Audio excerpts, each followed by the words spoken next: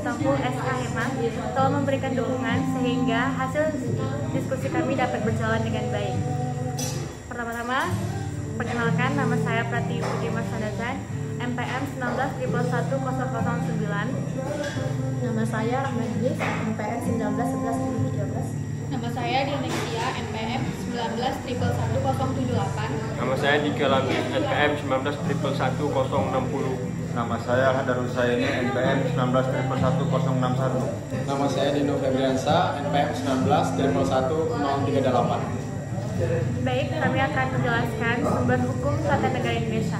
Setiap negara memiliki sistem hukum yang berbeda-beda, sehingga sumber hukum yang digunakan berbeda pula.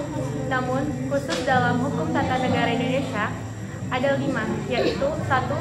Undang-Undang Dasar dan peraturan perundang-undangan tertulis. Kedua, jurisprudensi peradilan.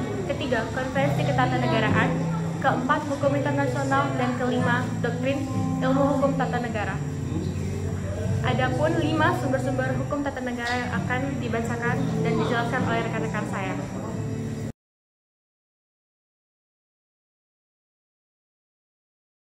Baik, di sini saya akan menjelaskan tentang Undang-Undang Dasar dan peraturan perundang-undangan.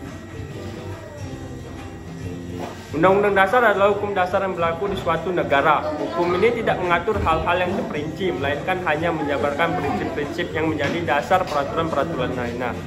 Undang-Undang Dasar sendiri merupakan naskah konstitusi di Indonesia yang secara tertulis dalam satu kodifikasi. Undang-Undang Dasar sendiri pernah terjadi amandemen sebanyak 4 kali. Amandemen pertama dilakukan pada tahun 1999 yang terjadi pada tanggal 19 Oktober 1999 dengan mengubah 9 pasal. Dan amandemen kedua terjadi pada tahun 2000, perubahan kedua disahkan pada tanggal 18 Agustus 2000 dengan mengubah dan menambah beberapa pasal. Yang ketiga ialah pada tahun 2001, amandemen ketiga disahkan pada tanggal 10 November 2001. MPR mengubah dan menambah 23 pasal, dan amandemen terakhir yaitu amandemen keempat pada tahun 2002. Perubahan ini disahkan pada tanggal 10 Agustus tahun 2002 yang berlaku hingga sekarang, yang mengubah dan atau menambah 13 pasal, 3 aturan peralihan dan 2 aturan tambahan.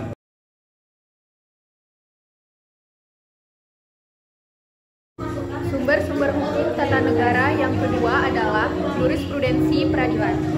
Istilah jurisprudensi berasal bahasa Latin, yaitu dari kata jurisprudensia, yang berarti pengetahuan hukum.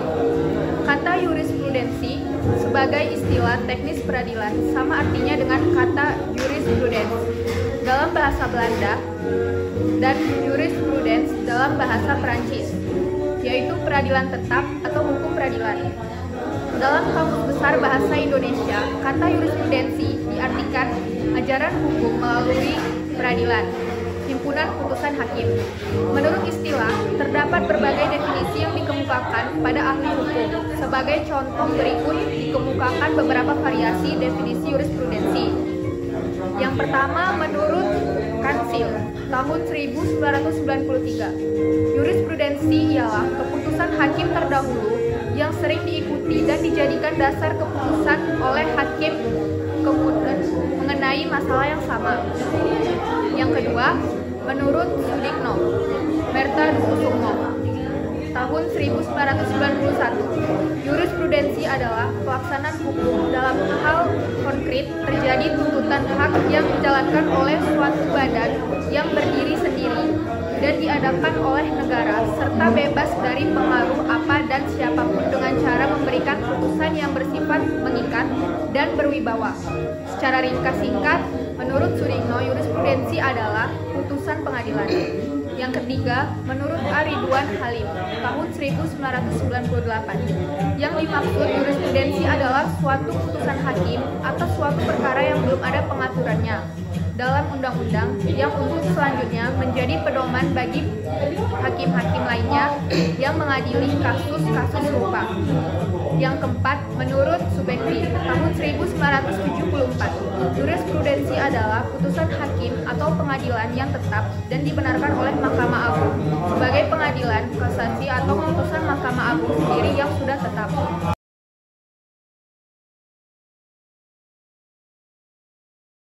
Yang ketiga adalah konvensi ketatanegaraan yang berlaku dan dihormati dalam kehidupan ketatanegaraan walaupun tak dapat dipaksakan oleh pengadilan apabila terjadi pelanggaran terhadapnya. Dari apa yang dikemukakan oleh Avdicev tersebut jelaslah bahwa konvensi ketatanegaraan memenuhi ciri-ciri sebagai berikut. Ciri-cirinya ada 3, yaitu konvensi itu berkenaan dengan hal-hal dalam bidang ketatanegaraan. Yang kedua, konvensi tumbuh berlaku diikuti oleh dan dihormati dalam praktik penyelenggaraan negara. Yang ketiga, konvensi sebagai bagian di konstitusi. Apabila ada pelanggaran terjadinya tak dapat terjadi oleh badan pengadilan di Indonesia.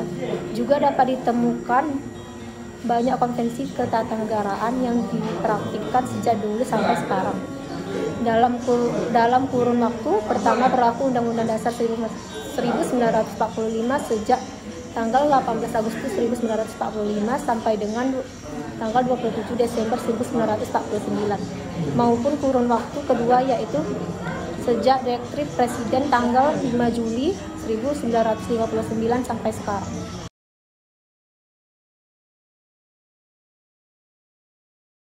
Baiklah, selanjutnya sumber-sumber hukum tata negara yang keempat adalah hukum internasional. Hukum internasional tertentu atau hukum publik internasional secara umum dianggap menjadi sumber hukum tata negara. Meskipun sama-sama menjadi negara selaku subjek hukum sebagai objek kajiannya, antara hukum tata negara dan hukum internasional publik jelas dapat dibedakan antara satu dengan yang lainnya, yaitu hukum tata negara dari segi internalnya dan hukum internasional melihat negara dari hubungan eksternalnya dengan subjek-subjek dari negara lain. Contohnya, Konvensi Wina tahun 1961 tentang hubungan diplomatik, dan yang kedua, Konvensi Wina 1969 tentang hubungan konsuler, dan yang ketiga, Konvensi New York 1969 tentang misi khusus, dan yang terakhir, Konvensi Wina 1975 tentang perwakilan negara pada organisasi internasional.